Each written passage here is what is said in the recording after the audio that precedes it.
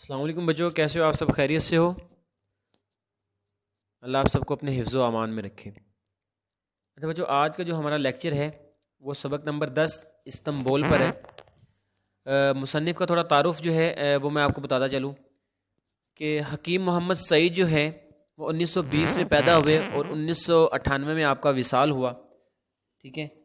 آپ دہلی میں پیدا ہوئے، یاد رکھنا ہے آپ نے۔ اور جو تعارف میں جو چیزیں ہیں وہ آپ نے یاد رکھنی ہے کہ جو ہمدرد دواخانہ ہے اس کی جو بنیاد ہے وہ آپ بھائیوں نے مل کے رکھی، ٹھیک ہے نا۔ اور آپ کو شہید کیا گیا تھا اکتوبر 1998 میں کراچی میں، یہ یاد رکھنا ہے آپ نے۔ اور ان کی جو آپ جو ہے وہ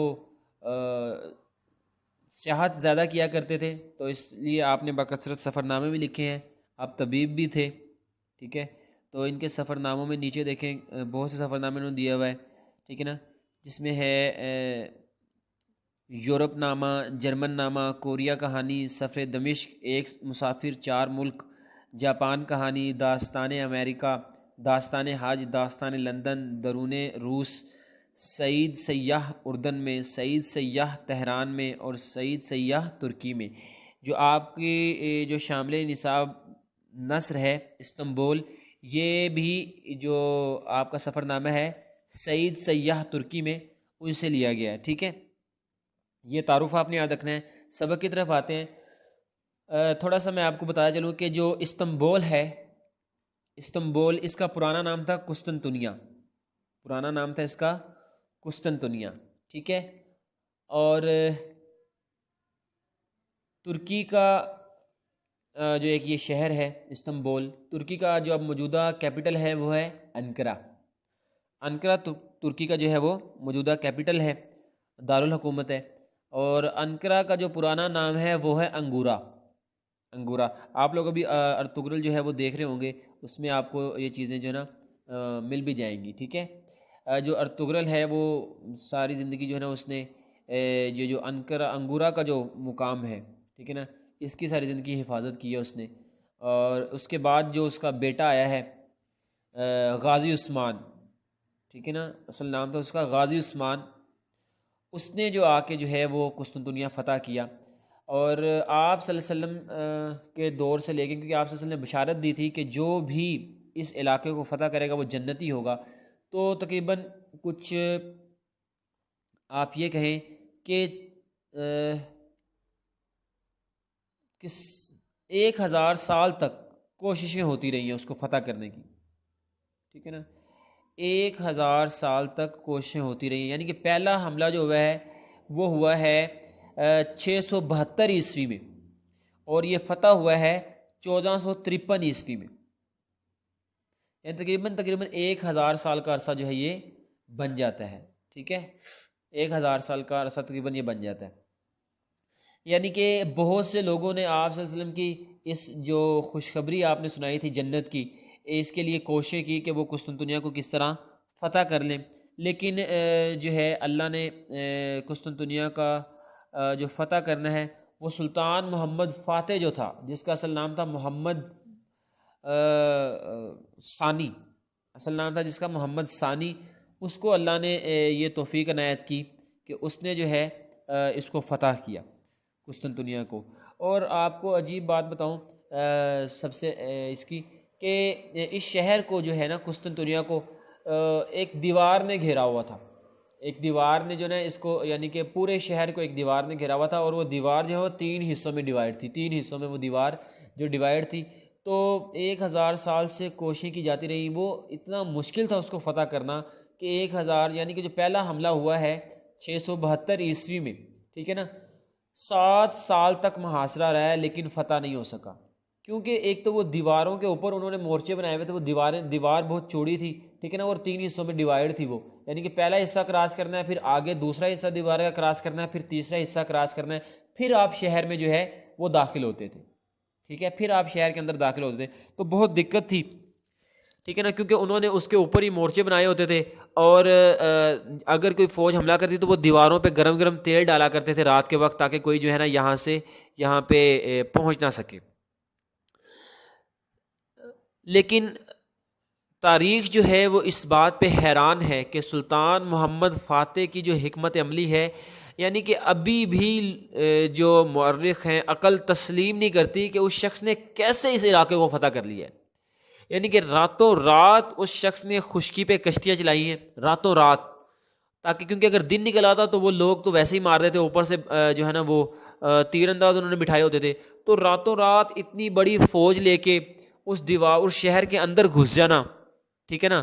اور تینوں حصے وہ دیوار کے جو ہے نا عبور کرنا، اور پھر ایک شہر کے اندر جانے سے بعد، ٹھیک ہے نا، 1 سال کے اندر اندر اس کو فتح کر لینا، جہاں 1000 سال سے کوششیں ہوتی رہی لیکن وہ فتح نہیں ہوا، لیکن اس نے 1 سال کے اندر اندر اللہ نے اس کو پتہ نہیں کیا دماغ دیا تھا، کیا صلاحیت دی تھی کہ 1 سال کے اندر اندر اس نے جو ہے وہ قسطنطنیہ جو ہے وہ فتح کر لیا۔ آئیں اب اس سبق کی طرف آتے ہیں، تو اس میں اس سبق میں جو ہے نا ایک تو تھوڑی سی تاریخ بتائی ہوئی ہے، دوسرا ترک قوم کے بارے میں بتایا گیا ہے کہ وہ کس طرح کے لوگ ہیں، ان کا مزاج کیسا ہے، ٹھیک ہے۔ تو شروع کرتے ہیں۔ استنبول، اچھا ایک آپ کو یہاں پہ انٹرسٹنگ بات ہے، دنیا میں سب سے زیادہ مساجد جس شہر میں ہیں، یعنی کہ استنبول کو مسجدوں کا شہر بھی کہا جاتا ہے، دنیا میں سب سے زیادہ مساجد جو ہیں وہ اسی شہر میں، کہا جاتا ہے کہ لگ بھگ تقریباً 1000 کے قریب جو ہے نا اس شہر کے اندر مساجد ہیں، 1000 کے قریب یہ قسطنطنیہ کے اندر۔ استنبول ترکی کا ایک شہر ہے، یعنی کہ اس کا پرانا نام قسطنطنیہ ہے، اب استنبول ہے، ٹھیک ہے۔ استنبول ترکی کا ایک شہر ہے۔ استنبول کے شہر پر مسلمانوں کا پہلا حملہ 672 عیسوی میں ہوا تھا، لیکن وہ 7 سال تک محاصرے کے بعد ناکام واپس ہوئے، یعنی کہ 7 سال 672 عیسوی میں مسلمانوں نے حملہ کیا، اور حضرت امیر معاویہ نے جو ہے وہ لشکر بھیجا تھا، ٹھیک ہے نا، اس کو فتح کرنے کے لیے۔ اس محاصرے کی تاریخی اہمیت یہ ہے کہ اس میں جلیل القدر صحابی حضرت ایوب انصاری رضی اللہ تعالیٰ عنہ بھی شریک تھے، کیونکہ ہر ایک کی خواہش تھی کہ وہ آپ صلی اللہ علیہ وسلم کی وہ جو آپ نے بشارت دی ہے اس کا وہ حقدار ٹھہرے، تو اس لیے ہر آدمی کی خواہش تھی، اور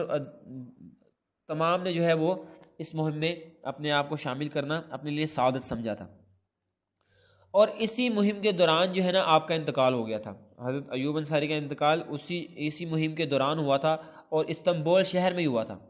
اور ان کی وصیت کے مطابق ان کو وہیں پہ جو استنبول کی وہ جو دیوار ہے اس کے نیچے جو ہے نا، ان دیواروں کے نیچے ہی آپ کا مقبرہ ہے، وہ آج بھی موجود ہے، ٹھیک ہے۔ اچھا یہاں سب سے عجیب بات آپ کو بتاؤں کہ جو پہلا لشکر 672 عیسوی میں بھیجا گیا تھا قسطنطنیہ کو فتح کرنے کے لیے، اس کی قیادت جو ہے وہ جانتے ہیں آپ کون کر رہا تھا؟ حضرت امیر معاویہ نے وہ جو لشکر بھیجا تھا اس کی قیادت جو ہے، اس لشکر کی جو قیادت ہے وہ یزید کر رہا تھا، یعنی کہ یزید جو ہے کیونکہ اس وقت خلافت کا معاملہ نہیں چلا تھا، ابھی معاملات نہیں ہوئے تھے، تو یزید کو آپ نے جو نا اس لشکر کا جو ہے وہ سپہ سالار بنا کے بھیجا تھا اس علاقے کو فتح کرنے کے لیے، اس نے جو ہے نا کمانڈ کی تھی اس لشکر کی۔ بعد میں جو ہے جب سلطنت کے معاملات آئے تو یزید جو ہے اس نے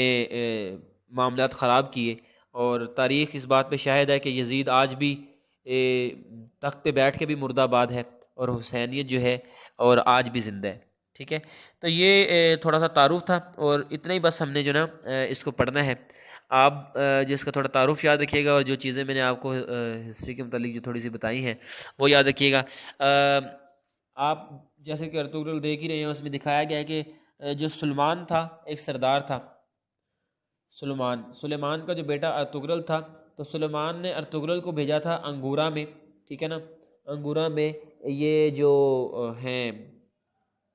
چنگیزی ان کے خاتمے کے لیے، ٹھیک ہے۔ تو ساری زندگی جب تک ارطغرل زندہ رہے اس نے انگورا کو فتح نہیں ہونے دیا، ٹھیک ہے۔ اور اس کے بعد ارطغرل کا جو بیٹا ہے غازی عثمان، یہ جب آیا ہے نا، اصل جو اسلامی سلطنت کو جو وسعت ملی ہے، کیونکہ جو ارطغرل تھا وہ تو انگورا تک ہی یعنی کہ اس کے وہ محدود رہا تھا، اصل جو اسلامی سلطنت کو وسعت ملی ہے، جو اسلامی اقتدار قائم کیا ہے وہ غازی عثمان نے کیا ہے۔ اگر آپ تاریخ پڑھیں تو اس کی بہادری کے قصے پڑھ کے آپ حیران رہ جاتے ہیں کہ یہ کتنا بہادر شخص تھا، کتنا بہادر شخص ہے یہ۔ 15 سال کی عمر میں جو ہے یہ تخت نشین ہوا تھا،